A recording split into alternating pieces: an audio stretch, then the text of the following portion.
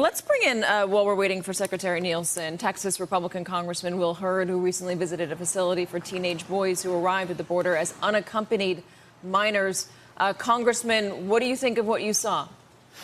Well, what I saw was a manifestation of a flawed policy. I've said this before, in the land of the free and the home of the brave, we shouldn't be using kids as a deterrence. This is unacceptable, and this is a policy that this administration could change today.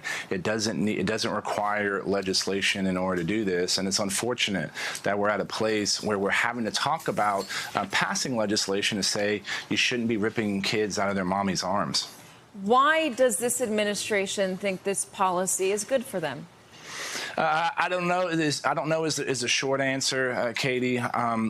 This is not a new problem. This is a problem that we've seen in previous administrations. This is something that we should have been prepared for. There's alternatives to detention.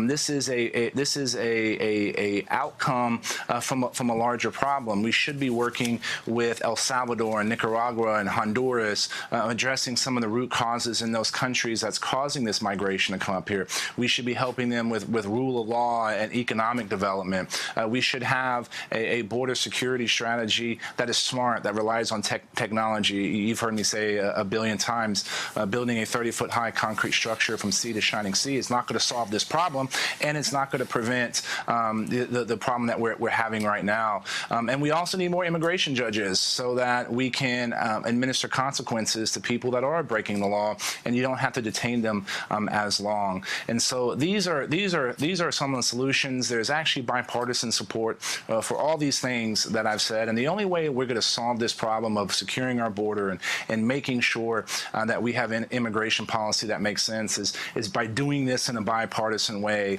And I know there's a few of us that are trying to do it. Hello, YouTubers. If you're watching this, it means you've checked out our channel, so thank you. Now do me a favor, subscribe by clicking on that button down there.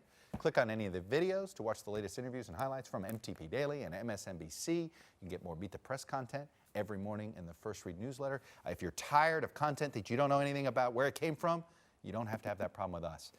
NBC News, MSNBC, MTP, and the Meet the Press mindset right here for you on YouTube. Subscribe now.